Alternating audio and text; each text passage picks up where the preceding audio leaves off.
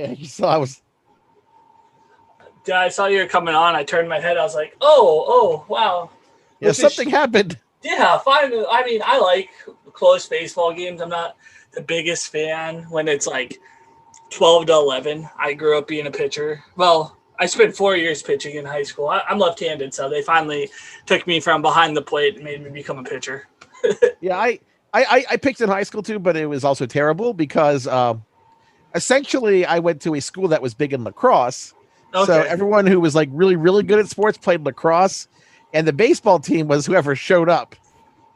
And I showed up, so I usually Yeah. got killed with my 65-mile-per-hour fastball. Yeah, my senior year before I had to get TJ, so before I hurt my elbow, I was hitting low 90s, but like I didn't know Oh, where it was. that's sweet. But But like sabermetric guys like you wouldn't like me because I didn't know where I was going to go half the time. yeah, but you can't teach 90s. No, and then I mean, I'm 28, so that was 2010 when I had to get surgery, and it was so hard to find someone just to be able to do Tommy John's. Now I feel like every orthopedic surgeon knows how to do that surgery. Yeah, it's a lucrative one. If only Tommy John had figured out how to like get like a cut from every like a royalty. He'd be so rich. Like like he gets not even a huge amount of money. Like he gets $10 every time someone has Tommy Oh, John surgery. it's like what is it? Like 60% of major league pitchers have had it or something like that. I don't think it's quite that high. I it could be. Maybe I'm wrong. It depends if you include minors. But I mean, at least it's a survival thing, unlike rotator cuff surgery, which has such variable success. Well, yeah, because I'm trying to think. I've talked to two pitchers in our short career on Just Mitchin. Today was Randall Thompson of Dugout Mugs. He was a pitcher, and Toronto. And then I talked to Carter Caps last week, no, 2 weeks ago about driveline and stuff, and he got TJ. That guy, I loved his windup before they made Yeah, it illegal. the hopscotch windup. Yeah, and then now that's why he retired. We talked all about it. I was like, oh shit. It was a great windup. It was, and like learning about it, I didn't know that it came like while he's like halfway through his major league career because Yeah, he added it at one point. his elbow hurt so bad. I'm trying to remember what. I guess he probably could have told you when he added it better than I could have. It was But when yeah, he was at the Marlins. It was after he left the Mariners.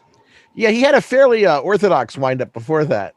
Yeah, it was pretty standard. I mean, and it was funny because he was like he played 3 years in college, and then within a year he's in the big leagues, and he was like from small North Carolina going to like big Seattle baseball. His story is so interesting, and now that like he's over at Driveline, and I knew about Driveline, I knew what they were doing. And then when he tried to explain it to me, I'm like, I'm old baseball, man. I don't. You make no sense. Kyle Body, who started it up, has done great work with all that. Welcome everybody to Just Mitchin. I'm the one, the only Mitchy, and I am here with Dan Szymbroki. Is that correct? Szymborski is the closest, but it's a very tricky name because the letters are all over the place. It's Polish, correct? Yeah, it's a very long, weird. I mean, there's worse Polish names like Mike Krzyzewski, but it's not that far off. No, the funny thing, every time I see a Polish name, my dad, he's from Milwaukee, Wisconsin, and anytime me and my brother would do something silly, he would just call us Ski.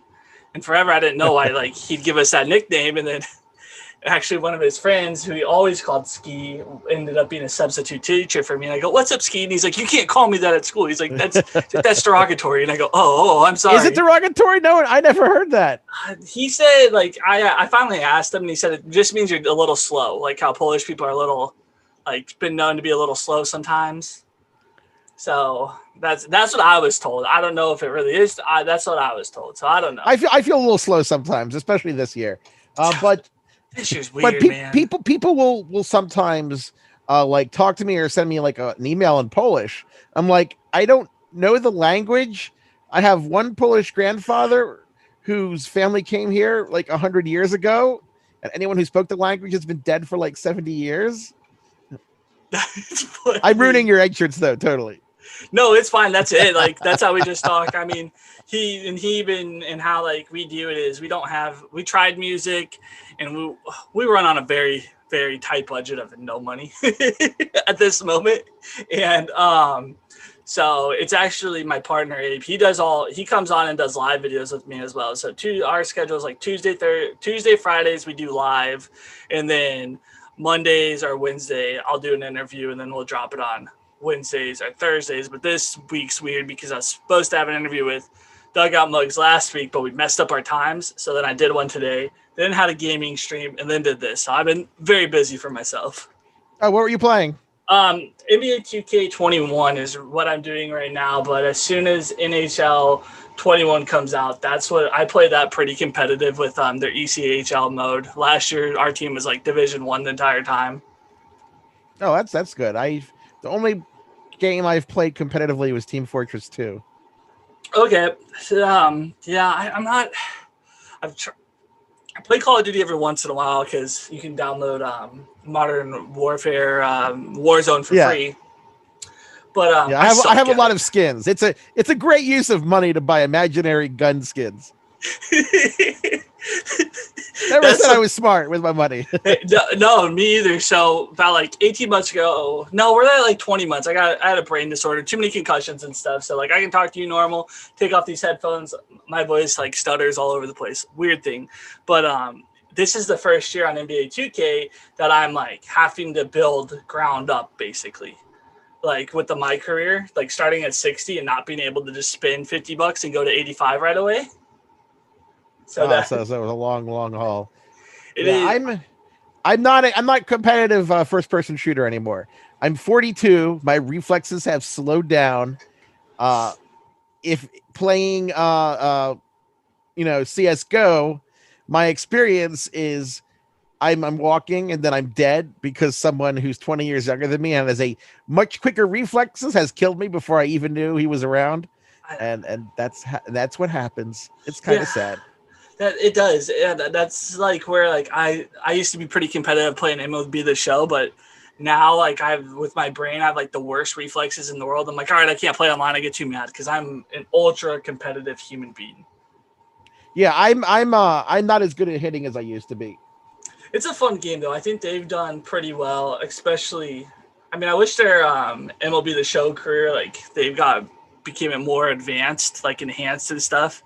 Feels like it's been the same thing for a while, but I'm a big Diamond Dynasty guy. I like how their stats sometimes I would say like 80% times kind of go with the player, and then sometimes I think this year I got frustrated because Babe Ruth only had 120 power, and I think it was some random.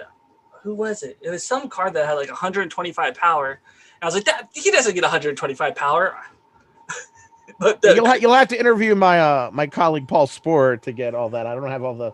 I don't do the Diamond Dynasty or the Madden Ultimate Team.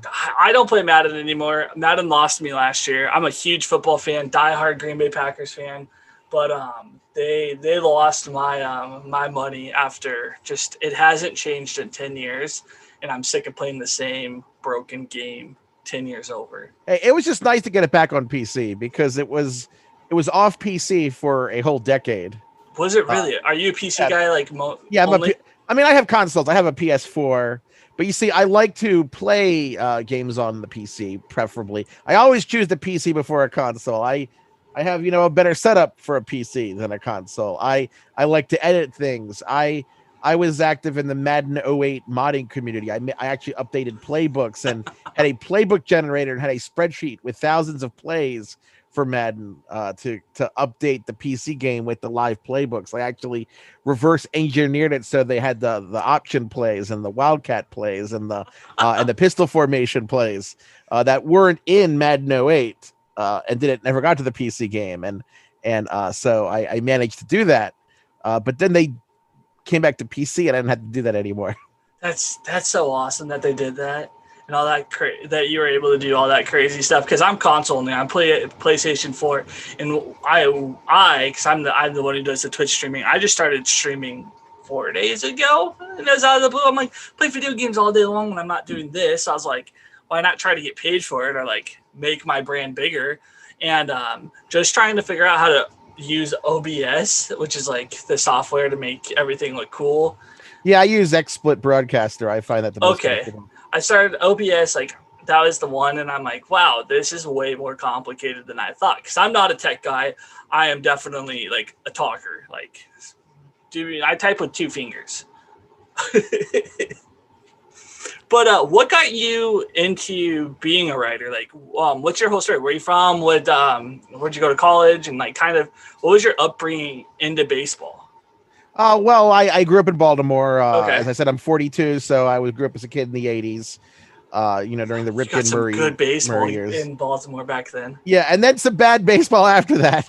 Uh, but I got Ripken's career, Eddie Murray, or the end of Earl Weaver's managerial career. There's a lot of fun stuff, especially early on.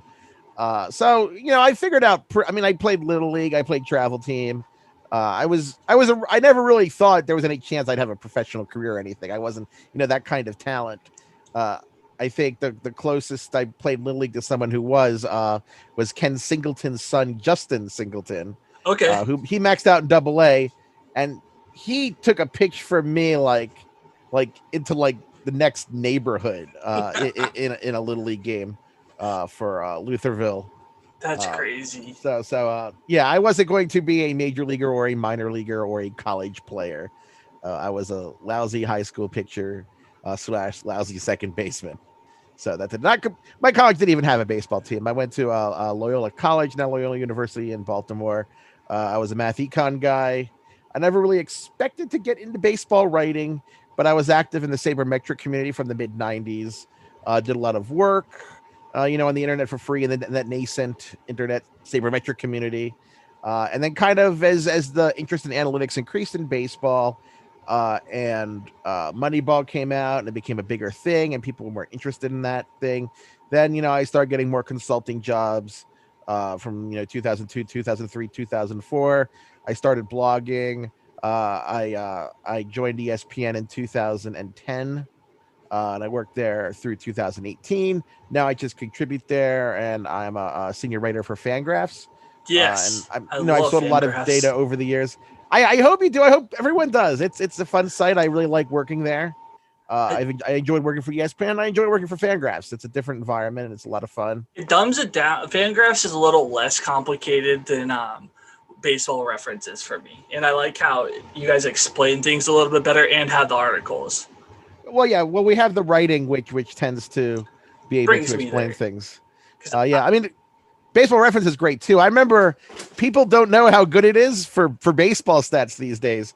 When Baseball Reference started up in the late '90s, when Sean Foreman, who's another one of the same guys who came up the same way I did, he put that site together, and there wasn't really an internet site for good stats for baseball.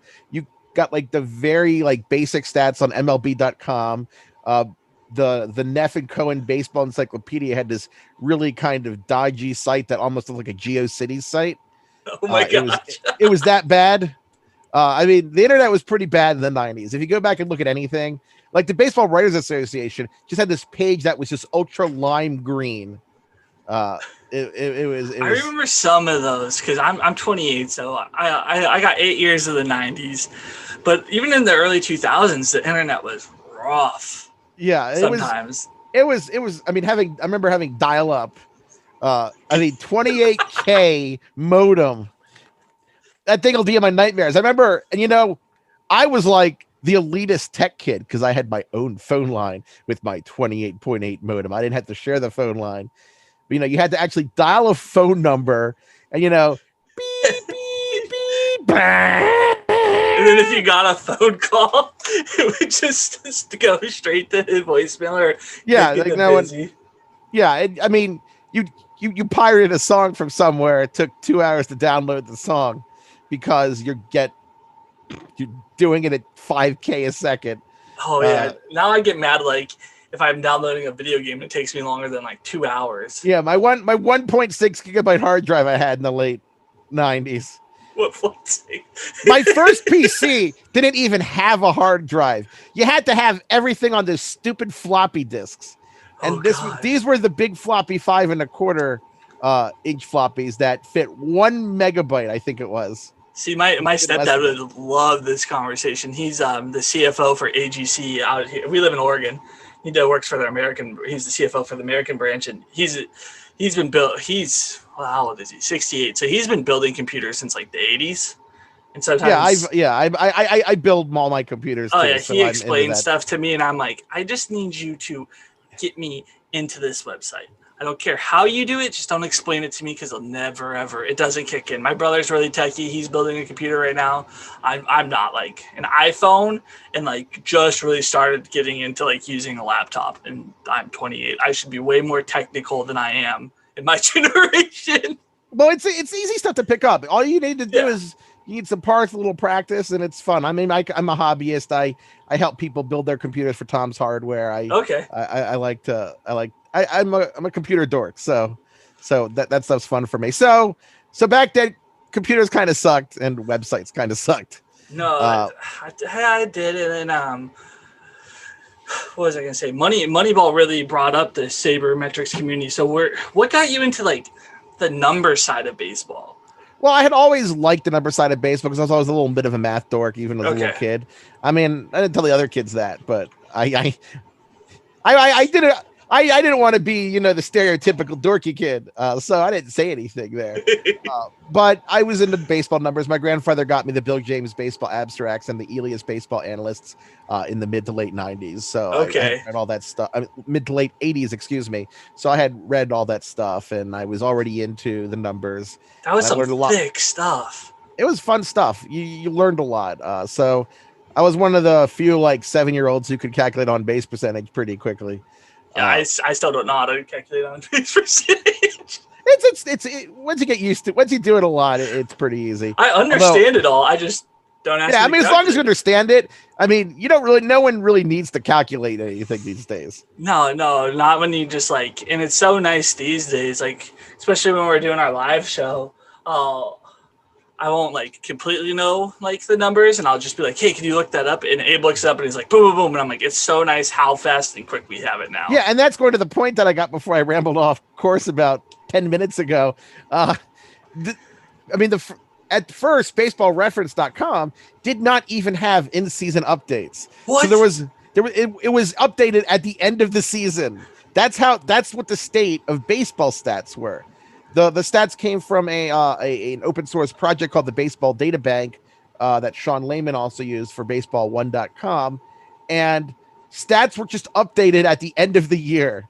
So there was this exciting day in early November where that year's stats were on the site and you could see them, and you knew nothing of them at that point. That's This was 20 years ago, and the time that Sean announced that there would be daily updates of the stat, everybody's minds were blown. I guess it was like 2003 or 2004. And it's just funny because with Moneyball and teams getting more analytics, everything is so different. Now you get, updated pitch velocities and exit velocities and spin rates every day. well, it's so much like nicer. Like if I can't get a game that I want to watch, like I just pull up the MLB app, and if you love baseball enough, watching it's way better than like how the old ESPN app was 10 years ago, trying to watch the guy throw the ball and they're waiting like 10, 15 seconds, maybe a minute for it to update. And now it's like in seconds. It's like the ball gets pitched and then you can see where it went like 5 seconds later. It's so crazy how fast everything is now. And that's the one thing I've learned in like the 3 months we've been in media. How fast you think you have something good like to talk about, and then it changes 5 seconds later. Like in this world in sports, it's so hard to keep up with it. Yeah, it's fun, and for someone who's into numbers like me, having all that stuff to look at and work through, it just boggles the mind compared to what we had to work with 20 years ago. When I was developing the projections I used, the Zips projections that I developed 2002, 2003, 2004, they were so simple compared to what I have today. I mean, I had a computer that I think at that point had a 10 gigabyte hard drive, and like all the Zip stuff now takes up like 30, 40 gigabytes just for the data every year. And that's like, it's just like I'm doing things that I couldn't do 20 years ago. So it's fun to kind of live in the future. I don't know if we're totally in the future because I think Dippin' Dots is still the ice cream of the future. It has become the ice cream of the present.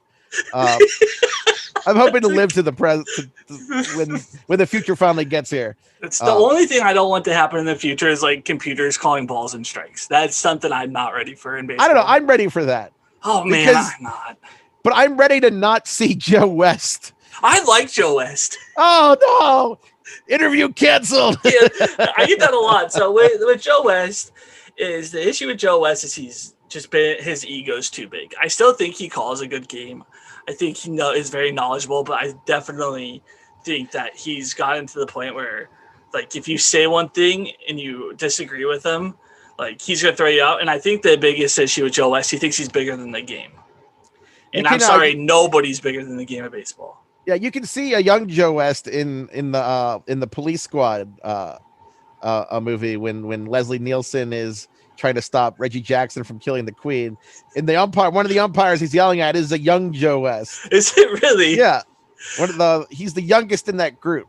Oh, that's there was crazy. old one. There was Ron Luciano. There was Ken Kaiser. It's fun to me. I don't know if it works for everyone else because it was a movie I grew up with. So I still find that scene, the whole baseball thing, very funny when he's Enrico Palazzi singing the national anthem. And that's hilarious.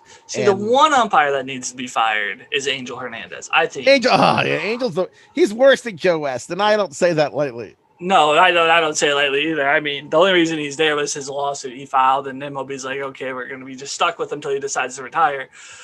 He's brutal. He makes the game not fun sometimes. But I think, these umpires just forget that the game of baseball is big, and they try to be bigger than it. And baseball will remind you real quick how small you really are in the world of it. Because the thing is, in baseball, even the best player in baseball, I mean, Mike Trout, is just a guy. No one in baseball can be the LeBron James of baseball because no player or person can have as big an effect on the game as someone like LeBron does, or even like a top quarterback. No, exactly. I mean, he can't. Well, we just saw that in when Tampa Bay was playing New York. Nobody stopped him. What was it? Mike Broussard was going to hit that game. Yeah, Mike Broussard. Yeah, was going to hit that game home run in the bottom of the eighth. Like, you could have picked any player on the Rays, and he was probably bottom 5 of the choices. Yeah, and people always fail when they try to bring, some of like the conventional wisdom from other sports into baseball, where they say, great players have to carry the team. It's like, in baseball, you can't carry a team at all, ever. Mike Trout, the Angels aren't in the playoffs because Mike Trout failed. It's because there's only so much a Mike Trout can do. No, exactly. And I mean, in baseball, to be considered great, you fail 1 out of 3 times.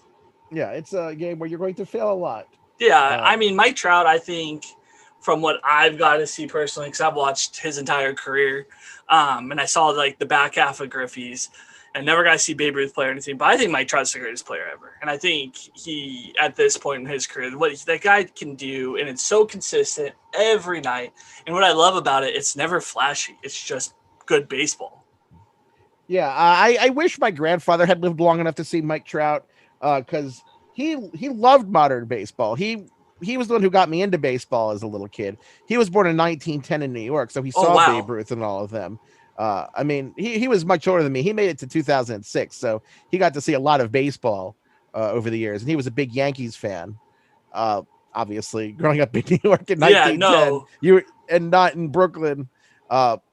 And so he loved seeing new players. Like, he loved watching Barry Bonds he always was amazed, and he'd say, and he was like one of the few guys who like would watch baseball when they were young and know how much better the players were now. He's like, no, most of these guys there are much better than anyone I've ever seen. Babe Ruth would have been fine, but they can't touch the players that I saw. Couldn't touch these guys. So he would have loved to have seen a guy like Mike Trout. Well, that's my argument with Babe Ruth now. Babe Ruth didn't face this pitching. Like, that's what I'm really in love with baseball right now, is just the arms that we're seeing, this 102, and it's not just like straight fire, like just straight, like how Aroldis Chapman was at the beginning, just flames. Now it's 102 and it moves, and it just blows my mind that that's capable, that guys are capable of that spin rate. Yeah, and I mean, people, when we talk about places like driveline mechanics and all sorts of just data that's out there, I mean, pitchers are using that information now. Pitching coaches are using information. I think of like Derek Johnson with the Reds. I mean, we're seeing kind of almost the ultimate optimization of pitching. So you have just everything's hard and moves crazily, and it's fun to see. It does it does have an effect on the game in which there are a lot of strikeouts, a lot of low batting averages, and as a result, like a lot of a high percentage of the runs is scored by home run. But to do that, if baseball wants to change that, they're probably going to have to change the rules in some way because this stuff isn't going in the bag. All these wicked 101 mile per hour fastballs with tail, they're not going away. They're so fun to watch, especially when they break it down slow motion and you watch that thing drops like 10 inches. But then you still have guys like me being a Mariners fan, Marco Gonzalez out there having a great year, and the guy barely hits 92. Yeah. So that's what I like about baseball. Like you still can be very good and very competitive and don't have to hit that 100 mph. So you can still throw low 90s. Yeah, I mean, Kyle Hendricks does not throw 95 or 94 or 93. No, not at all. But what frustrates I mean, Zach Greinke, I mean, what is his fastball now? 86? Yeah, I don't think he breaks 90 anymore. He can still get people out with that loopy rainbow curve of his. The 69 mph curve, the nice curve. His eephus pitch this year made me laugh. It's like, oh, that's just a normal curve for me. That's just a normal slow curve. That's not even an eephus pitch. No, the best pitcher, the hardest pitcher this year was Tim Lopes of the Mariners. No, I'm just kidding. I loved when they had him pitch this year. He's thrown like 52. So how did you become a Mariners fan? Wow, I never get asked questions. I'm always the one asking questions. Hey, I like that. So I was born in the Illinois. I was born in Iowa City, and then we moved over to this little small town in Illinois called Kewanee, and then lived over in the Chicago area. Growing up, I was kind of like a Cubs fan because my dad is from Milwaukee and my stepdad's from St. Louis. And my stepdad's been in my life since I was like 6. So I was like, I don't want any one of those teams, so I'll go with the rival, the Cubs. So I liked the Cubs till I was like maybe 15. And then I was like, gosh, they're not very good, and I'm so sick of watching them lose. So I jumped on the evil Empire bandwagon. I was like, I'll be a Yankees fan. Love the Yankees because I loved Derek Jeter at the time. I mean, who doesn't? And they had CC, and he had Mark Teixeira, and I've always liked A-Rod as much as people hate him. And then just kind of, I was, before I got sick, I was a bartender since I've been 21. And when you live in the Pacific Northwest, I live in Portland now. We moved out here in 2001. Mariner games are on a lot. And I just started falling in love with just how goofy the Mariners are. And like, you really have to love bad baseball to be a Mariners fan. And I fell in love with Kyle Seager. I love how he plays the game. He's very Jeter-esque in the way that it's he's always a gentleman out there. Yeah, I always find it kind of funny that on Baseball Reference someone put his nickname as Corey's brother. Because that's what he wore on his players only jersey. Oh, did he? I did not realize that. I have the T-shirt that says Corey's brother. Oh, that's amazing. Because can you see me? I'll show you it. Yeah, I can see you. All right, let me grab it. My closet literally is in reaching distance. Oh, that makes me very happy. I like when I learn something new because that's amazing. Yeah, Corey's brother. It's that's where he got it. And I thought that was great that he came up with that. Well, I'm glad he has good humor about that. Well, that's what I've heard. That's what I've heard about Kyle is that he's actually like very funny because when you watch him, he seems like he'd be such a quiet dude. Yeah, I don't speak to. I guess it's a little bit of East Coast and Midwest bias since I go to a lot more East Coast and Midwest games. I talk to more, players on teams on the East Coast and near me because I don't like to fly. I like to go to the games that are near me. I'm an hour away from Cincinnati, so I always go to those games. See, that's a ballpark I want to go to. It's a great park. That's how I became a Mariners fan. And then I've been going up because I live in Portland, it's a 3-hour drive to Seattle. And I used to, when I was 16, 17, 18, I loved the Portland Beavers. So that was nice to have them. And you just jump on the bus, hit the max, and you got AAA baseball. But once they left, I kind of didn't have that void either. Like, have that being to see baseball. So that's kind of how I ended up going to more Mariners games and just falling in love with the team. And it's funny because the Mariners always had that one great player, but just can't ever put it together. Yeah, well, I mean, when I grew up, the Mariners were a pretty bad team. They were And horrible. so I mean, the only one I can think of is like Harold Reynolds. Gaylord Perry got his 300th win. they did have the wonderful Trident logo. I do love the Trident logo from those 80s teams. You wouldn't want most of the team, but I No, love I the. mean Alvin Davis, Mr. Mariner, but his career was short lived. Yeah, I have a Jack Perconti uh, jersey from the 80s. An 84 Mariners Jack Perconti jersey. I had the most random jerseys. If I had a camera, I would have dragged it out of the closet, but Yeah, my I have camera's dumb. mine. So I have what? One, two. Because I wear, when the Mariners play, I wear like a Mariner jersey every day. And if they keep winning, I keep wearing the same jersey. Yes, I wash it. But it doesn't, I don't have to worry about it too often. Maybe in the next couple of years, because I definitely have questions about that. But like today I threw this on. I had a Mariners hoodie. I got too hot. And I'm like, oh, we're talking baseball. I got to wear a jersey. Ichiro. And then like my weird one's Cliff Lee. I have a Cliff Lee Mariners Cliff jersey. Lee, He good was old a Mariner for half a second. one of my favorite adverbs. I also have a Rick Wise Cardinals jersey just to torment Cardinals fans. Again, I was talking about, getting skins in games. I essentially get weird skins in baseball too, if you think about it. It's the same kind of thing. Yeah, and then I So, have a game worn batting practice jersey from 2014. It's Mendia. I don't remember his first name. Carter told me it, then I forgot it. And then I just have a Robinson Cano teal because I'm a big Robbie Cano fan, even though he was another cheater. That made me really mad. That hurt my feelings. But it's baseball.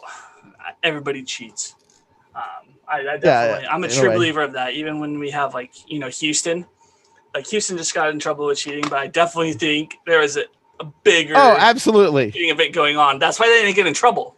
Yeah, but one of the reasons they get in trouble, you have to remember, is that the commissioner's authority to punish people is pretty limited for things they haven't actually negotiated with the union. So if Manfred had actually tried to punish the players, it would have actually he would have lost pretty convincingly in arbitration, which is one reason he just gave Yeah. immunity to get the full story out there. So I don't fault Manfred for that. If the players are that upset about the Astros players, then they need to, discuss with the commissioner's office and set penalties for these kinds of things so that punishments can actually happen. So when players act all upset, like, oh, the Astros weren't punished, it's like, well, no, they weren't punished because do you want the commissioner making up punishments Especially this commissioner.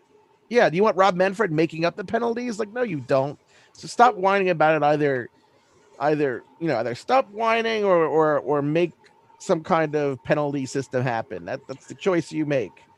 And are So you a Manfred fan, or oh, is I'm not your a man. I've never been a Manfred fan. okay? Yeah. I That's I miss Bud, miss Mister I C. could sue you for that Really? slander.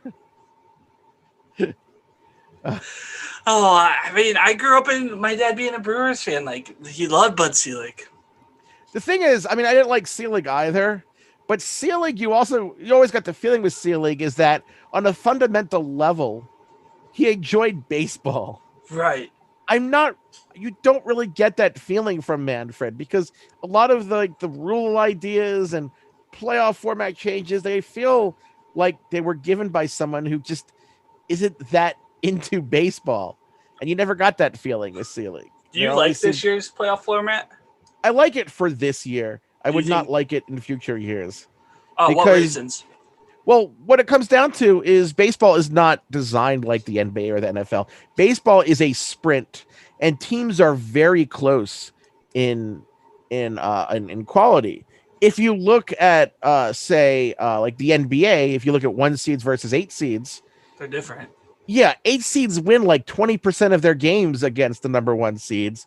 They've only won a few series, even fewer since they went to 7 games in what 2000, 2001, somewhere around there. I don't And they remember have the losing exact date. records making it into the playoffs. Yeah, see, and having 8 seeds in the playoffs works in the NBA because they're dead to the number 1 seeds.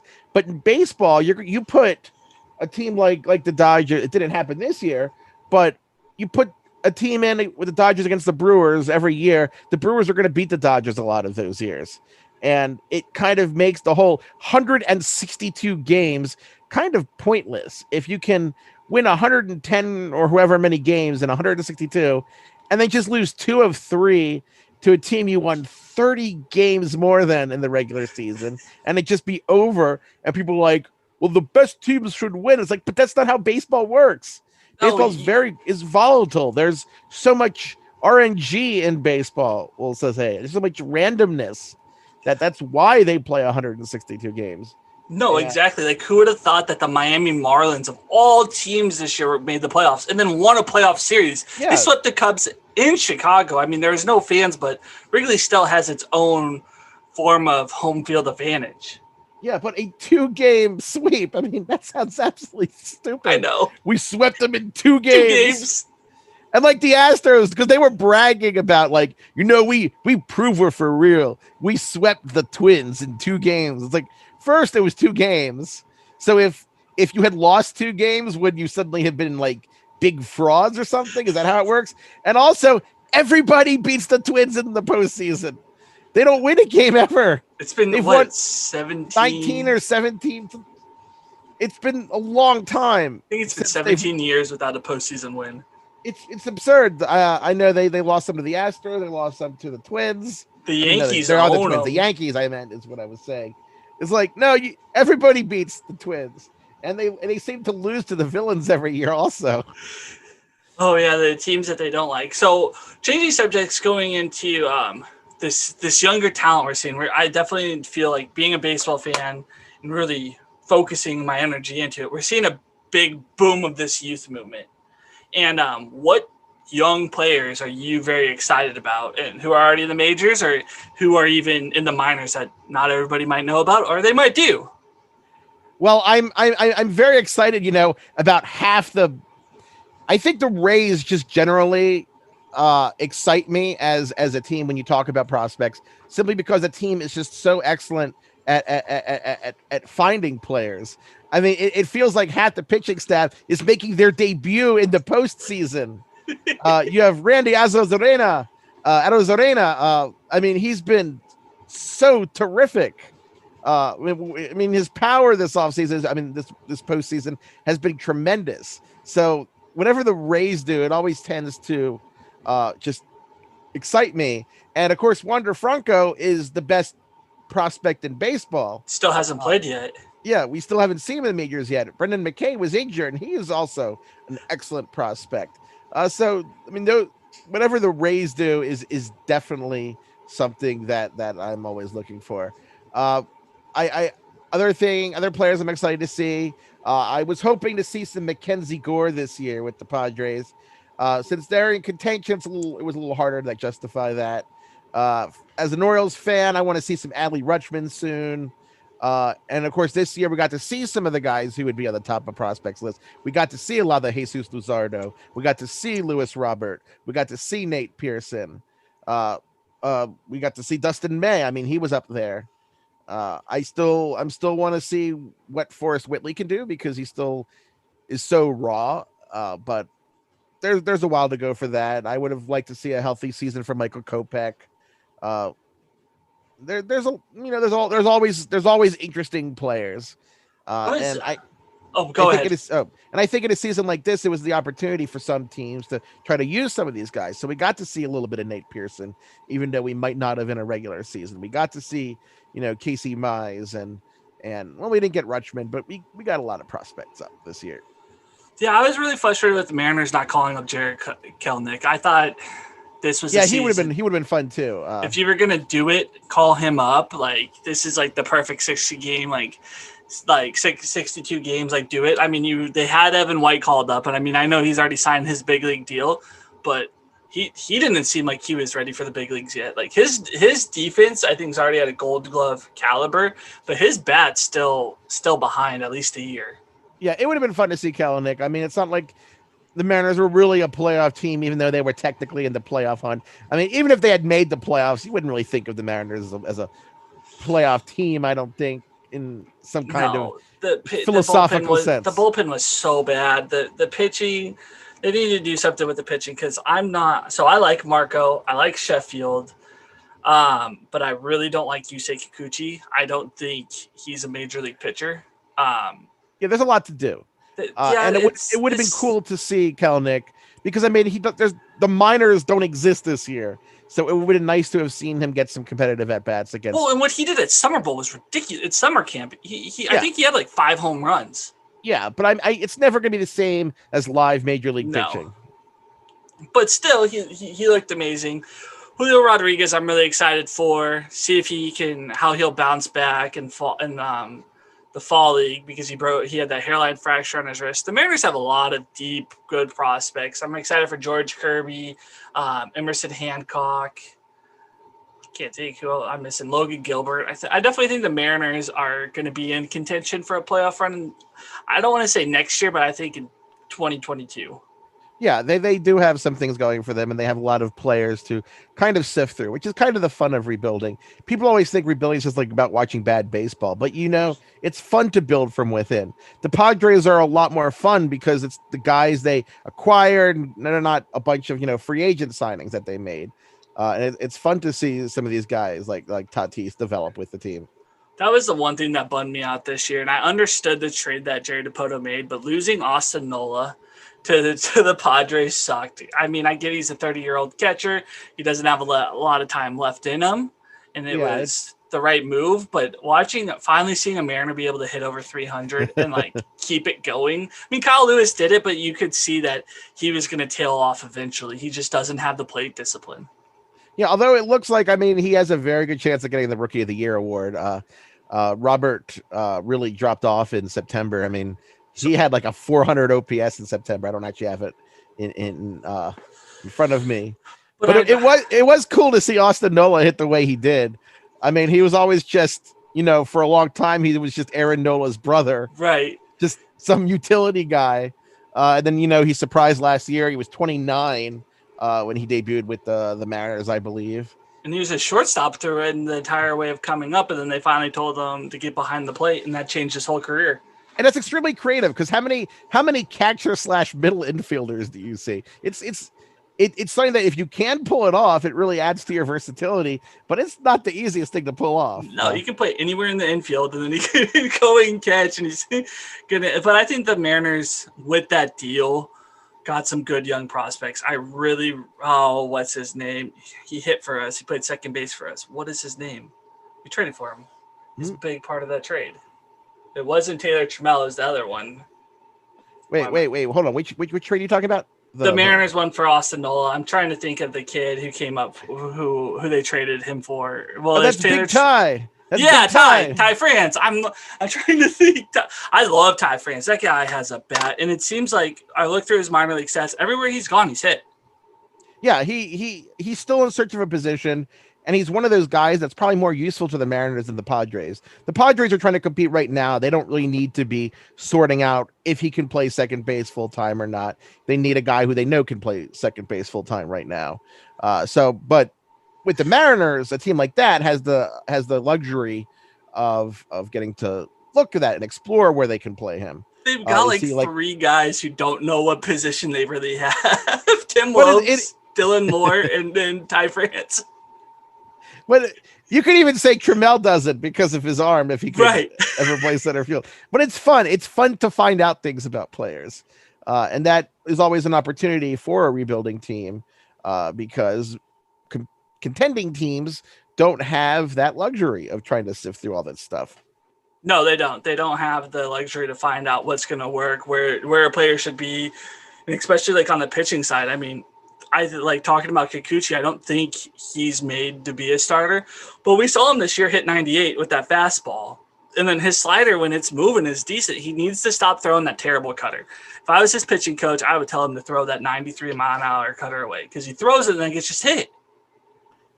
And it drives me nuts. I'm laughing for someone said in a Fangraphs chat. Oh, it's all good. Dustin May's hair, does it have more volume than his head? Oh, it might. Top 8. I got him in. Who talking getting out of this Mariners chat, who's your World Series picks? At the start of the year or now? Let's hit both. Okay, at the start of the year, I had the very boring Yankees versus Dodgers prediction. Okay. It was super boring. Now obviously the Rays are gonna be my pick. I mean, they were my pick to beat the Astros already, but when you're up 2-0, that makes it a lot easier. I Well, still think the Dodgers are the deeper team, especially the Braves in a long series. Uh, I think the Braves, in a 7-game series with no days off, I think they really could be hurt for pitching depth. Because if you have a time where Freed or Anderson or Wright aren't going deep, I mean, they're already going to have probably have like Wilson and a bullpen game. And if you have to stretch out the bullpen with one of them gets knocked out, because it looked like Freed was going to get knocked out fairly early. I mean, he was already at 30 pitches after an inning. Uh, so I think the Dodgers have more depth in their rotation. I think they can weather a 7-game series better. Uh, especially though, with the Rays, because the Rays are deep in the pitching side. That bullpen's very good. and I think a Dodgers Rays World Series would be a lot of fun because all I ask for a World Series, because the playoffs are kind of a crapshoot. I just want a team in the AL versus a team in the NL that both have a claim to be the best team in their leagues that year. That's what I want to see. And once that happens, I'm happy. And No, I I can took I, live with I any result. actually took the Dodgers and the Rays. The Rays to me, this 62 game sprint, like you said earlier, baseball's already a sprint, and then 62 games is nothing. And they're always fast starters, and just the creativity that the Rays have, where like they've talked about using 5 infielders. They're not worried about using 7 pitchers in a game. They always have something up their sleeve that they're going to use. Yeah, I mean the whole opener thing. I mean, imagine how good the Rays would be if the ownership was willing to say spend 150 million a year, because what they do on 70 million is just amazing. Well, it's the same thing with the A's. Like what the A's could do if their owner would spend the money, and like I see the Rays where they do have. I don't think they have as much money, but we know the A's are loaded. And it just the owner's so Yeah, cheap he won't spend the money. yeah, there's no question. And I just look at the Rays and I think, they could just keep the team they have now, just sign Garrett Cole and Anthony Rendon on top of it. Oh, And geez, and as an Orioles fan, I'm glad they can't do that, because if they could do that, they'd be close to unbeatable. yeah, that'd be a frightening team. With free agency coming out, I was reading your article today on. I'm gonna say his name wrong. I will too. So hopefully no one gets too mad. Ha Sung Kim. I think that's correct. Yeah, Actually. he's a. I watched some of the KBO when it first was coming out while we're waiting for baseball, because I was like a drug addict, like getting all itchy waiting for my fix of baseball. Oh yeah, it's a fun game, and I think It's people fun to watch. Yeah, I mean, yeah, it's overall it's not as the same quality as Major League Baseball or even Japan.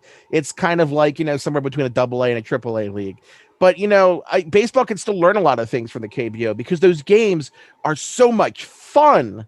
Everybody seems to be having a blast during those games, and you don't have announcers who are complaining if a hitter admires a home run, or a pitcher cheers, or a batter has a sweet bat flip. You don't hear all the whining, because MLB has this super deep assortment of 60-year-old ex-players who seem to hate everything they see today.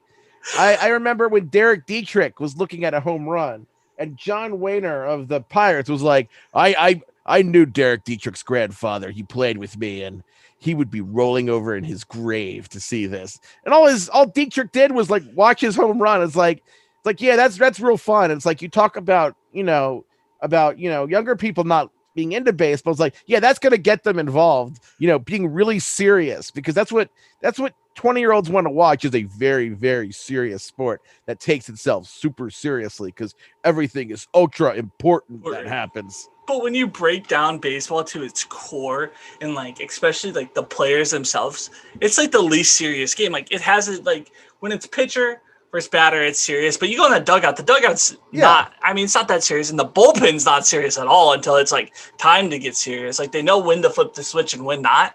Yeah, the NBA and NFL are much more serious leagues. Yeah, I mean, the NFL. I mean, it's based on it's a war. Baseball games are not wars; they're like individual battles, while everyone else is kind of mostly standing around. No, it's a team sport based off of individuals. That's what I've always said. What it is, and and people who don't get that kind of miss a fundamental truth about baseball. Well, It's a like fun sport, and it was with the Fernando Tatis Jr. with Chris Woodward complaining. I was It's just the about to bring that unwritten up. rules. Like, why is he hitting a home run? It's like, well, if he's not supposed to try, then why don't you just quit?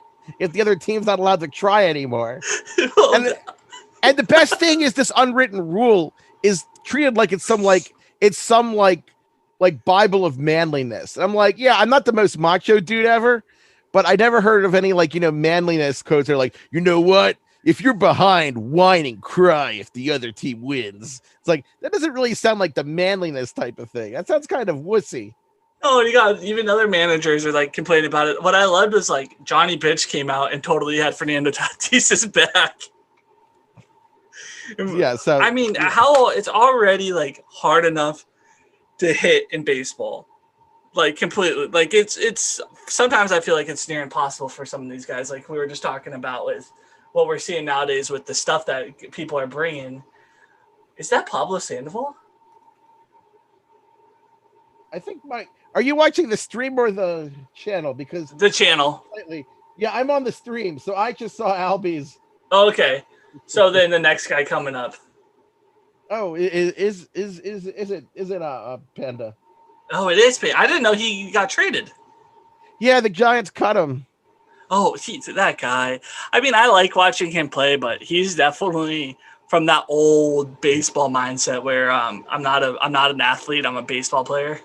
Yeah, well, I do sympathize with that. Me too. Definitely nowadays more than I did. I mean, in high school I was in pretty decent shape, but now I'm like, oh, okay. Even when I played, I wasn't in great shape. So I appreciate like Bartolo Colon's like, you know what? I'm taller and I'm thinner than him, so that's pretty sweet. Man, I love Big Sexy. He was fun. And I mean, this game's fun, and it sucks when you got these older guys who are trying to take it out, and yeah, they wonder why young people don't want to watch baseball.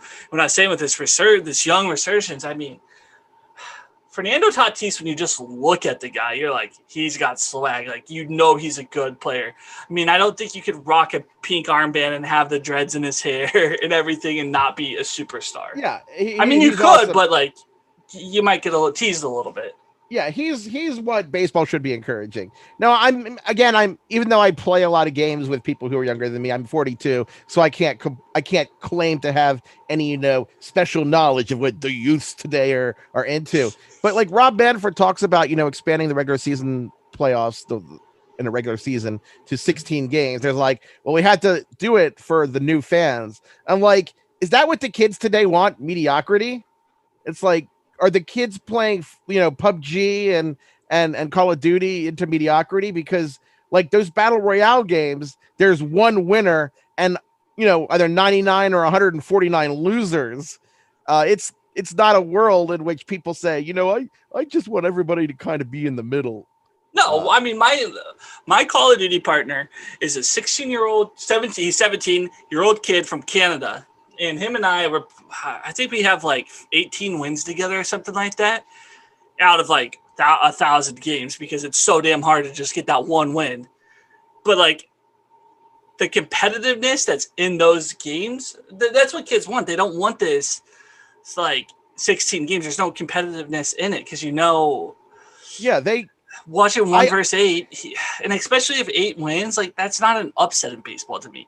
That's just that team was better in those set 5 games or 7 games. Yeah, from the esports world, because I did when I was my last few years at ESPN, I did get to cover esports. Oh, did you? Yeah, I covered Overwatch. I did the Hearthstone tournaments.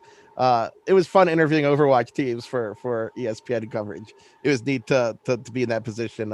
Unfortunately, we don't cover esports at Fangraphs, so I haven't had that opportunity since. But I mean, how would you even have how you guys can project like someone's stats out by like 4 years in baseball? How would you do that in esports? Well, I didn't do projection stuff. I was more straight up reporting. No, there. I know. I was just teasing. I know it'd be funny. It would be fun to experiment with that kind of thing if there is enough data out there. But when I say about kids, wanting mediocrity, it's like kids playing like Dota and League of Legends and Overwatch. They're pouring through tier lists and damage per second data to get the healer that has like 3% more healing per second or or the jungler that does like 1% more damage per second. It's like, no, they're not looking to be average. They're looking to win. And I think a sport which values winning and values the people who win more than any kind of, fake solemn occasion is going to do better, because baseball can be exciting if you let it be. Well, especially playoff baseball. Like this year, it's kind of hard for me. Well, we don't have all the no Siri. My phone's like going all weird now. We don't have all the dang it, I lost it. We don't have the fans. We don't have that energy. Like they're trying to bring it in with the sound and stuff. But nothing's like, and I always think about this because I've grown up watching the Cardinals so much. Nothing's like playoff baseball in St. Louis. That team's never that great, but that team always makes a playoff run. Yeah, and the playoffs are fun. Yeah, there's something special too, watching grown men getting so excited over hitting a ball. Because when you break down baseball, it's a very simple game. It's a very silly game. I mean, my favorite movie in the world, Bull Durham. You throw the ball, you catch the ball, you hit the ball. Yeah, I mean, you're hitting a ball with a stick. Yeah, it's that's the basic aspect of the game, and you're running a lot. It's not rocket science. I am surprised this year that I did get used to the piped-in crowd noise. Well, I was talking to that with Randall Thompson today. They finally have got better at it, because I remember watching like the first few were a disaster. Well, in the Ranger game, like the Rangers, I'm watching the Mariners, and Dave Sims goes, "Is this game 7?" He's like, "Is this the playoffs?" He's like, "I don't even think it's this loud during the playoffs." He's like, "This Rangers announcer guy needs to figure out his sound." Yeah, I love Dave Sims. He's so outspoken, and that was perfectly to be him. I liked from some of the quiet games, especially early on, when you could hear very loud expletives said on the field. Yes.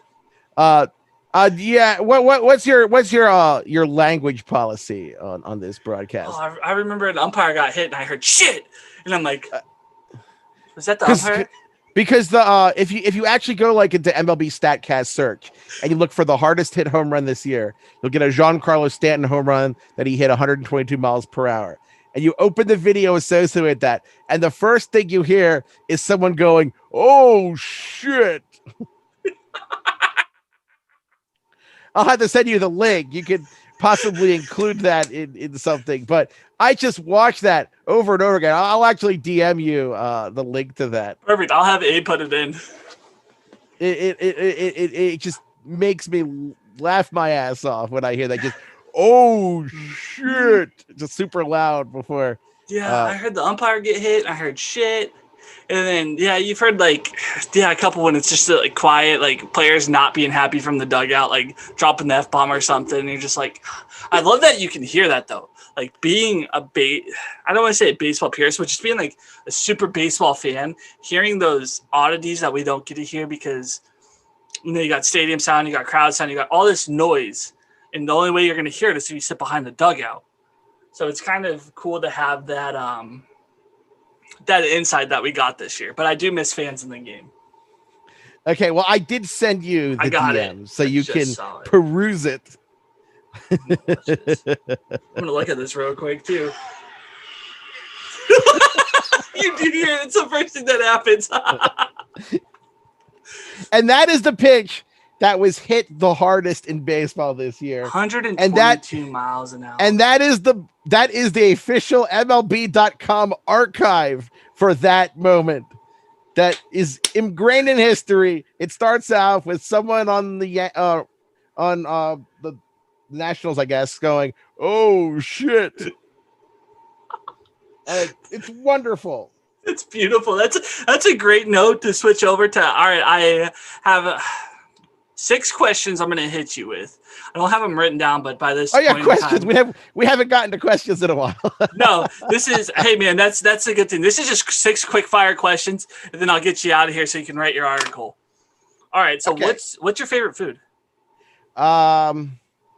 Steamed crabs. Oh, you are a Baltimore guy. I mean, out here being North Old Bay. I don't steam my own crabs.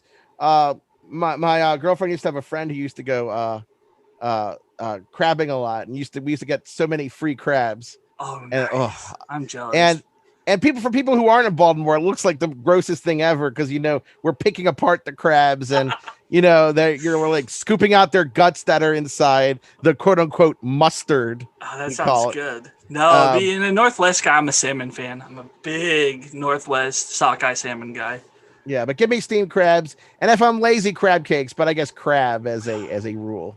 I'd probably have to Baltimore crab. go if I was gonna pick between the two. I can't have. Well, I could have like gluten free. I'm gluten intolerant. I lived that horrible life, so I'd go with steamed crab. What is? I'm trying to think what these questions are. Oh, it used to be what's your favorite?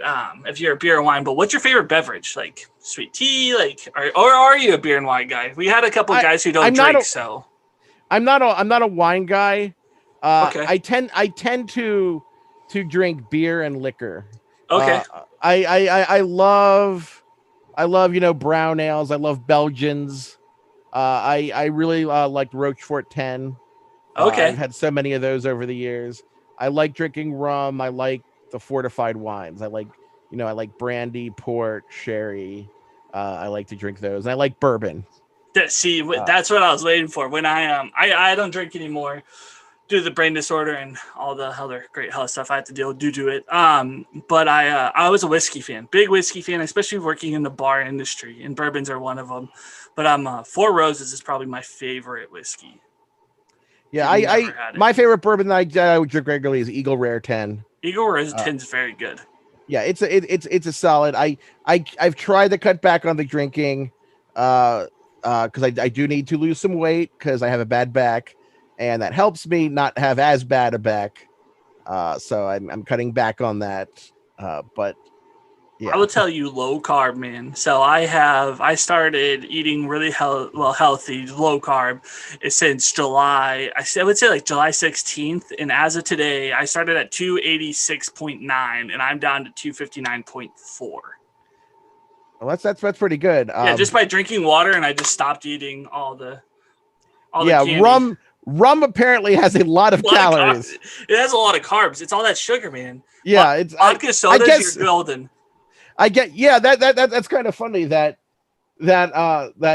Coke doesn't have as many calories as you would think, because compared to some of these things, because like for the Cleveland All-Star game, we did a Fangraphs event with a panel Okay. for at Cleveland that I was at, and during the panel I had 15 dark and stormies.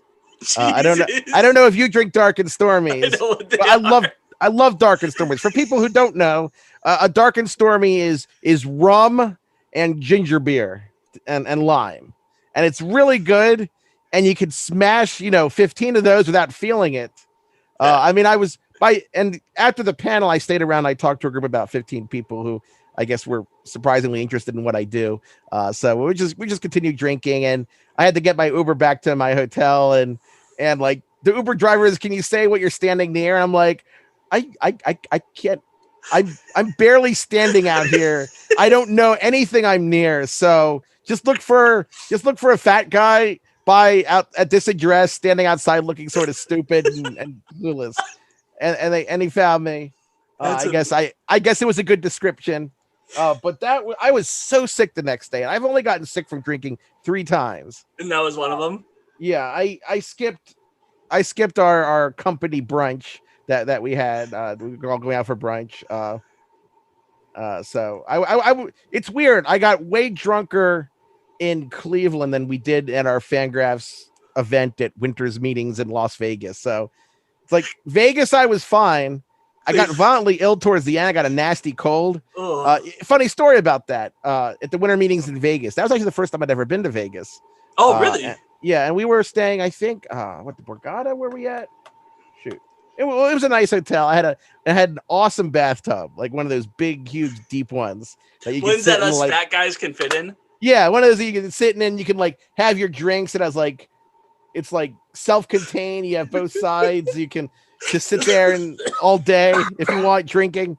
It was a luxury bathtub, and I got the winter meetings the dates wrong, and I stayed there a day longer than everybody else in my profession did. Everybody went home the Wednesday. I'm like, oh crap, I got my flight for the Thursday, or it was Thursday, Friday, but whatever it was an extra day. So I was starting to get sick at this point. Oh Uh, no. so so I did a Las Vegas buffet. I did the one at Caesars by myself. Those are Uh, so good. and then I spent a day just chilling and drinking in the bathtub because there was a sweet bathtub. You And can sweat that cold out. unlimited hot water. I got room service. Uh, yeah, my boss didn't complain, so I guess it was okay. Uh, Perfect.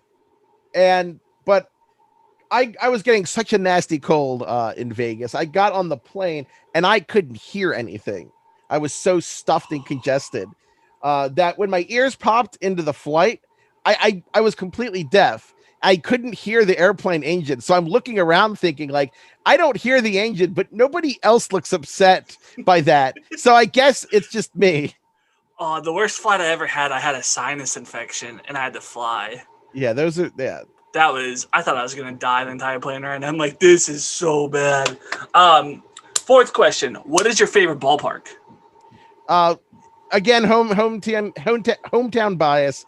Oriole Park at Camden Yards. It's beautiful. It is a really good stadium. So it's not like I'm saying that like the Oakland Coliseum is my favorite. I don't think even people in Oakland say that. No. There has to be, but there's a lot of people out there, and I think because they say like Rule 34. If it exists, there's porn of it. So that means that there's someone out there that loves Oakland Coliseum and will be sad to see it. I'm so ready for them to get a new ballpark. Like, I'm so sick of watching Mariner games. And I mean, it's historic and everything, but it's a football field. It's not a baseball ballpark. Well, and it's not aesthetically pleasing at all. I'd rather watch games at Tropicana than there. Oh, that's low. That's a low saying worse than Tropicana. Yeah, I think it is worse than Tropicana. It's funny with the cycle of replacement that when you rank the teams by how old their park is, Rogers Center, aka the Sky Dome, right. That's now like the 7th oldest park in baseball. What? And that opened in 1989. So there's been a lot of replacement in the last 30 years. I love that ballpark. I'm really sad that the ballpark of Arlington was gone. I loved center field there. I thought it was so pretty, but I understand who wants to watch a 120-degree game in daylight in Texas. You got to feel though that people that the state or the county or whatever, the city, they're still paying for the previous park. Yeah, aren't they like using it as it's going to be like condos, and then like their soccer team plays there. Yeah, well, you see the plans for new parks always kind of, they never work out as well as the community says when they try to sell it to the taxpayers. Like, oh no, this will be minimal cost to the taxpayers, and you see cost overrun $300 million. Yeah, just wait. I don't know if Portland will get a baseball ballpark, but that one that they've shown, that thing's not going to cost. That thing's going to cost way more than what they're saying. Yeah, but you do need air conditioning. I'm always, even when I was in better shape, I was always a fan of air conditioning. I have a fan on me right now. My stepdad's fickle with the air conditioning, but if I don't have a fan on me, I mean, I'm sweating sitting here doing this interview. Like my body temp is so out of whack. Yeah, well, my whole family we are like reptiles. My normal blood temperature is like 97.1. I sit at 97 something. Yeah, so my mom she'd call the school when I was a kid and let them know that if I had like an elevation of 99, I was actually sick and had to come home. That I'm like always like 97.5 or something. My mom's like, "How are you always hot then?" I'm like, "I don't know. Like I'm always hot, never cold." And she runs at like 98 and she's always cold. I'm like, this makes no sense. Yeah, my grandfather, he was like 95 and his average temperature was like, no, when he was 95 years old. Oh, okay. His temperature was like 96.7. And someone low. commented on that and he said, "Well, I'm mostly dead already." He had very good humor about the whole thing. Then I got 2 more questions and I'll get you out of here. Okay. What's your ballpark food? Like, you're going to a game, what are you getting? Well, I go with the classics. You get to have some kind of hot dog. Okay. Yeah, Camden Yards does have the pit beef, but the best pit beef in Baltimore is a little away from the park. Okay. And I'll get that after the game. But a good old-fashioned dog, it can be a fancy dog. In Cincinnati, where I go to more because it's an hour from me. I love to wander down. I love to get a hot Metwurst because Cincinnati is a very German area, so Right. there's a lot of good, nice, interesting sausages. Because in the press box, there's like turkey sandwiches and stuff. But I like to wander away from the press box and go get random beer and hot dogs and sit with random fans. That's the best part of it. It is. It's great because I'm a member of the Baseball Writers Association, so I Right. get into games. I have a card which I just wear on a name tag, and I just walk into the stadium through security, uh, wherever I go. So that's a pretty sweet thing to do. But it's work in the press box. They don't want you bringing beer into the press box, Right. but they don't bother me if I just sit in random seats in the crowd or anything, or just hang out with random people that I talk to or And people have interested. no idea who you are, so that's always great. Because sometimes you can hear some of those conversation that baseball fans have, where you're just like, "What are you talking about?" Yeah, well, the nice thing is when I was with ESPN, it always said, because my tag would say Dan Szymbroki ESPN on it, so then people would figure it out. I mean, not as many people know Fangraphs. It's a respected site in Right. baseball, but it doesn't have the same mass appeal as ESPN does. But the people go like, "Yeah, Fangraphs," like, yeah. Yeah. And then final question, and I judge everybody on this one. What is your favorite baseball movie? This is gonna be kind of different than a lot of people say, but I like The Sandlot. Oh, Randall Thompson said that too today. So I've got two Oh, yeah. Sandlots today. It's I think most sports movies tend to be kind of nonsense because they're saccharine and they're too storybooky. But Okay. The Sandlot at its core was just kids playing baseball. Baseball. And that's what I think was cool. The characters were neat and it just was they were having fun. They were playing baseball. It wasn't like an inspirational moment or anything. It was Well, just, and they have such good little hidden gems that, like, if you're a true baseball fan, you'll see like the Kansas City Monarch hat on the African American pitcher. Like that's such a good like throwback to Satchel Paige, and like those kind of things that I don't think people noticed. yeah, I never liked I know people always say that this is sacrilege, but I never was a fan of Field of Dreams. I hate Field of I Dreams. I thought it was overwrought. I thought it was just Boring. yeah, it was just too obnoxious and just overwritten and that's not what I'm interested in baseball. I'm not interested in baseball as some bizarre storybook. I No, like the simplicity of the sport. my I like my the sport itself. favorite's Bull Durham. Like I said earlier, I think it's the minor leagues and it's baseball, and it has the quirky moments. It has the romanticness that I think everybody has with baseball. And then it's another romantic movie, Kevin Costner, For Love of the Game. I love that movie. I don't care if people hate it or not, but I love it. Yeah, so I have a lot of difference of opinion with people on that. I say, Field of Dreams, bleh. Yeah, Yeah. build it and they'll come. Well, screw that. I'm not building it. I'm too lazy. I'll pay someone to do it. All right, Yeah, sir. I'm growing corn. Yeah. What the floor is yours. Whatever you need to promote, it's all yours. Well, you can check out my work at fangraphs.com. You can check out the Zips projections I do at Fangraphs at the end of the year. We're starting our rundown pretty quickly after the end of the season, probably about November 10th or so. So if you're into some early 2021 projections, check them out. You can also find my work still occasionally at espn.com, and you can find me at all sorts of places on the radio and in very rare occasions television. Well, in Twitter, your Twitter is oh yeah, beautiful. D I Szymbroki on love your Twitter. I'm glad someone does. I always wonder how many of my colleagues have me muted because I'm a little sillier and random and loudmouth than most people are on. No, you just post random stuff, and it's like it's about baseball, but like, what was it like about Alexander? Like that would be. I thought that was so funny today.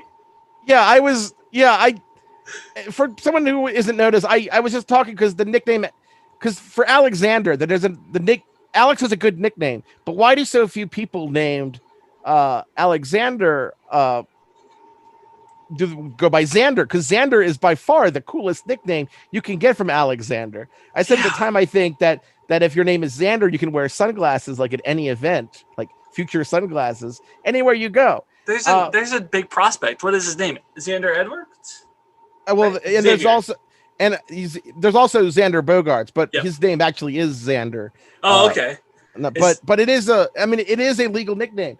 And my mom, she reads my Twitter, basically because I don't always call her back, so she checks my Twitter to make sure I'm still alive. Uh, I know that sounds horrible. I'm the worst son ever. But she told me, I did not realize this after she see this. She says, I wanted to name you Alexander, but your dad didn't like the name. I'm like, I could have been Xander Zimborski.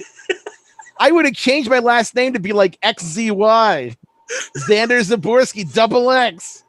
I'm just thinking, man, I'm an adult. I can file court papers. I can still be Xander Daniel John Zimborski. Oh man, I questioned my parents when they named me. It's Christopher Mitchell Mitchie, but I've always gone by Mitchell, and then Mitch Mitchie. I was like, what were you thinking? And then now being in media, I'm like, that's what I always say at the beginning. I'm the one and the only. There is no other Mitch Mitchie out there. Yeah, there's it's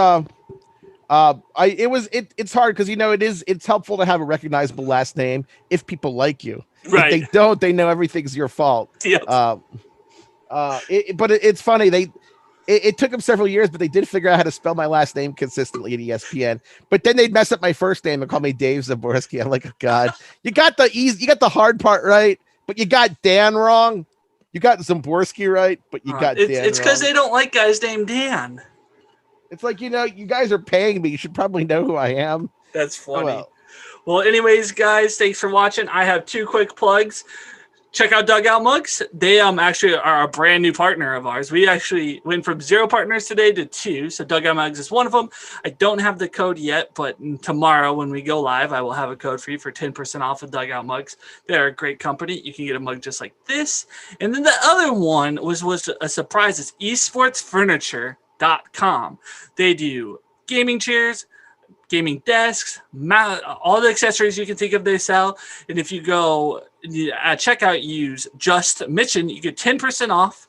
It gives you a little discount. I get a little discount on the backside of it. Works out for both of us. So check that all out. Dan, thank you so much for spending your time coming on today and talking with us. Thanks for having me on. It was a lot of fun. Oh, no, I appreciate it. So, everybody, I'm going to get the hell out of here. Dan's going to get the hell out of here and write his paper or whatever. And everybody have a good one.